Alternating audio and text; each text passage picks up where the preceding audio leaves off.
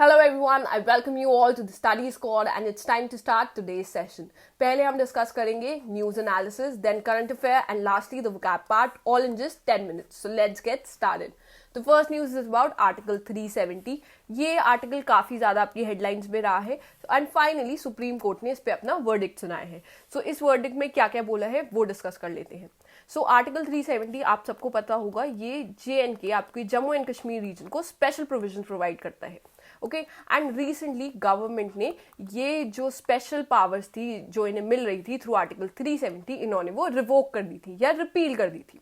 Okay so इस बात पे सुप्रीम कोर्ट ने अपना वर्डिक्ट सुनाया है. इन्होंने बोला है कि जो ये रिवोक हुआ था आर्टिकल 370 वो काफी वैलिड था और काफी नीडेड था, क्योंकि उन्होंने बोला कि जो JNK था, just because they had the special privileges जो उन्हें आर्टिकल 370 से मिल रही थी, वो पैरेलल नहीं चल पा रहा था with other states. Okay and just because ये रिवोक किया गया है, सो अब JNK आपका उसके साथ पैरेलल आ गया है और स्टेट्स के साथ इक्वल पेस पे आ चुका है. एंड अब वहां पर नीड है कि फिर से आप इलेक्शंस करो. उन्होंने बोला है ये बात.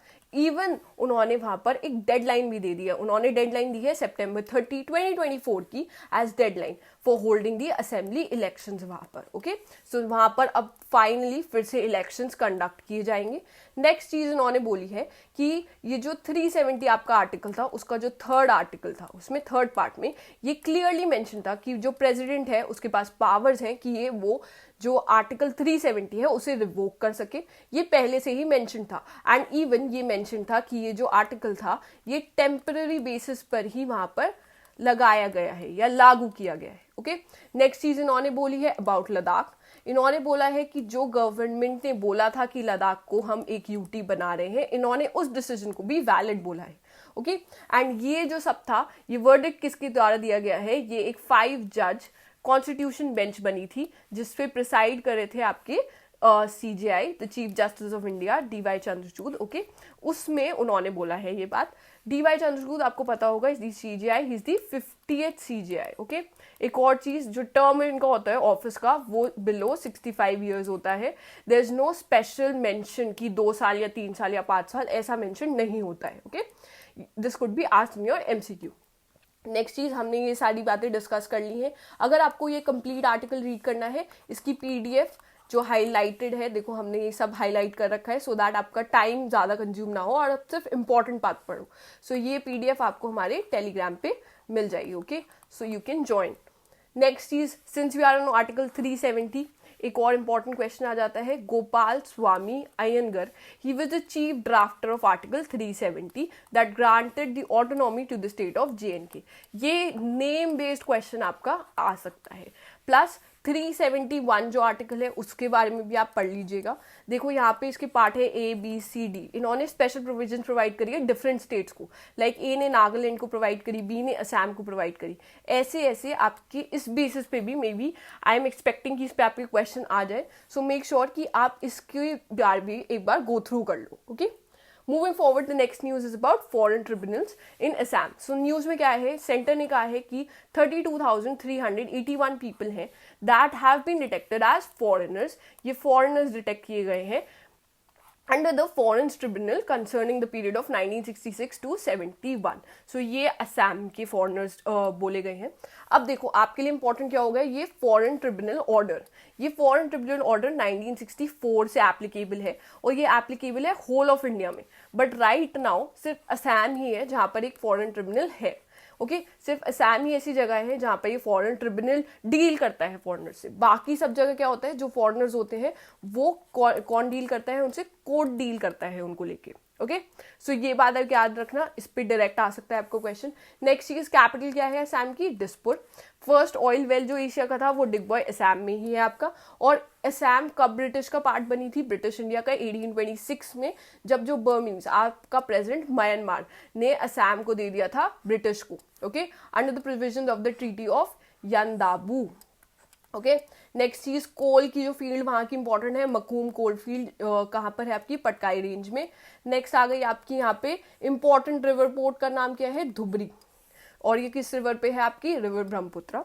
नेक्स्ट चीज आप देखो असम के बारे में, आप यहाँ पर देख सकते हो थ्रू दिस मैप। यहाँ पे इंसर्जेंसी काफी होती है, ये जो बांग्लादेश के लोग हैं ना वो यहाँ पर ये जो पोरस बॉर्डर्स हैं वहां से एंटर कर जाते हैं। ओके, नेक्स्ट न्यूज है आपकी COP28 के बारे में। अब COP28 आपकी फाइनली एंड हो गई है। ये कहाँ पर चल रही थी? UAE के दुबई में चल रही थी।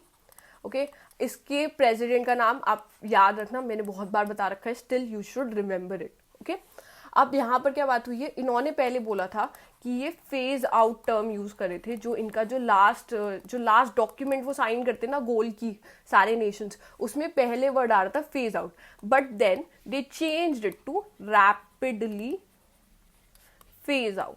रैपिडली फेज आउट का क्या मतलब हो गया? देखो डिफरेंस क्या हो गया इनमें। फेज आउट का मतलब आप डायरेक्टली फेज आउट कर दो सारे के सारे फॉसिल फ्यूल्स को, which is not possible for countries like us, for countries like India, China as well as Indonesia. Okay, हमारे लिए स्पेशली इंडिया के लिए ये इतना इजी नहीं था कि हम डायरेक्टली बोलोगे आप फेज आउट करते हैं और हम कर दें, नहीं।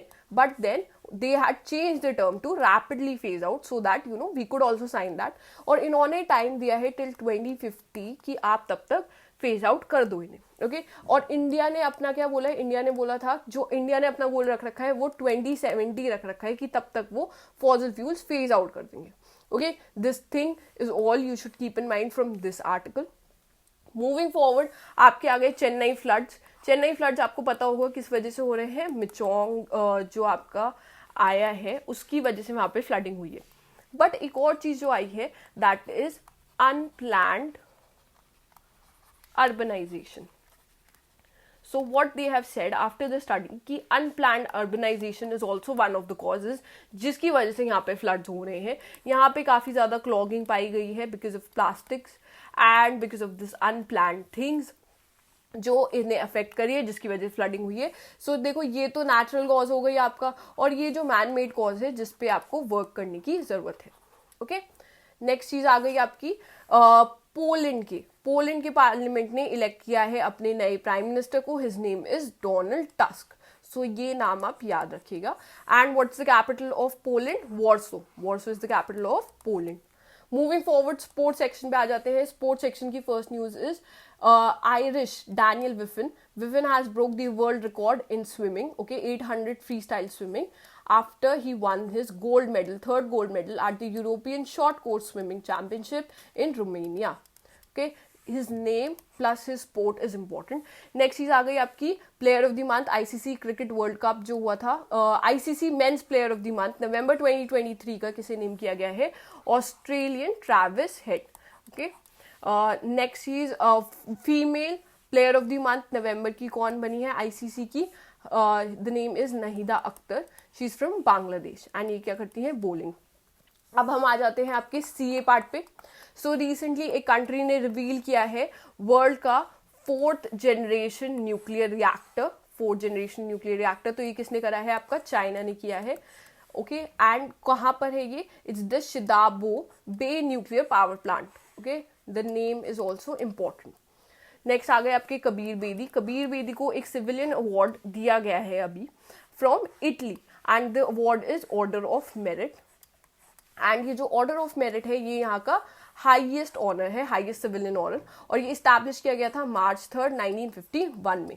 किसे दिया जाता है? For the individual for the contribution in various field including art, architecture, literature, economy, public service, okay, human activities like that. Moving forward next चीज आ जाती है scientist, Indian scientist doctor Hemchandra Ravi Kumar. इन्हें भी एक पुरस्कार मिला है अभी 2023 में, और उसका नाम क्या है? करमवीर चक्र मेडल मिला है इन्हें। ओके, एंड क्यों दिया गया है इन्हें? इन्हें दिया गया है for his contribution of research and development in physical, bioscience and microbiological studies के लिए दिया गया है इन्हें। एंड ये किससे द्वारा दिया जाता है?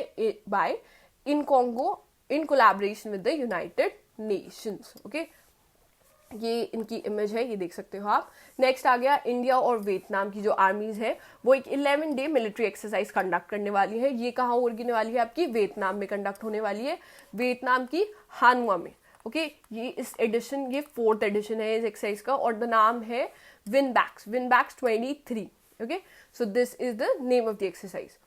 Moving forward, CM of MP, new CM elect हुए हैं MP के एंड मध्य प्रदेश के, and his name is Mohan Yadav. CMs के नाम आप डायरेक्टली याद रखिएगा. This is his image. Moving forward, CM और इलेक्ट हुए आपके छत्तीसगढ़ के नए CM का नाम क्या है? विष्णुदोई साय. ओके, ये आप देख सकते हो उनकी इमेज. मूविंग फॉरवर्ड, एक पर्सन जो अब रिसीव करेगा 33rd व्यास सम्मान इन 2023 फॉर हर मेमोरियल इन यादें और यादें. ये पब्लिश हुआ था आपका 2016 में. सो ये किसे दिया जा रहा है? It's to celebrate literacy in the world. So ये दिया जा रहा है पुष्पा भारती को. ये उनकी इमेज है. नेक्स्ट आ गई आपकी नारी शक्ति सेविंग अकाउंट. एक बैंक है जिसने रिसेंटली इंट्रोड्यूस किया है Nari Shakti saving account, specifically design for women. कौन सा बैंक है ये? स्टेट बैंक ऑफ इंडिया ने स्टार्ट किया है ये. Okay, no sorry, this is not State Bank of India, this is Bank of India. Bank of India ने स्टार्ट किया है आपका नारी Shakti saving account. Moving forward, आज के टॉप 5 वोकैब वर्ड्स, इन्हें डिस्कस कर लेते हैं. The first word is abrogate. ये सबसे ज्यादा न्यूज में है क्योंकि एब्रोगेट आर्टिकल 370. एब्रोगेट का मीनिंग होता है जब आप किसी को रिपील कर दो या do away with something that is official, जब आप एंड या कैंसिल कर देते हो फॉर्मली किसी चीज को. नेक्स्ट वर्ड आ जाता है आपका unabated. Unabated means undiminished. Okay, third word है एग्जॉर्ट. एग्जॉर्ट का मतलब होता है when you try to influence someone by words और एडवाइस, जो स्ट्रांगली अर्ज करते हो आप किसी पे. ठीक है, इन्फ्लुएंस करने का जब आप किसी को ट्राई करोगे.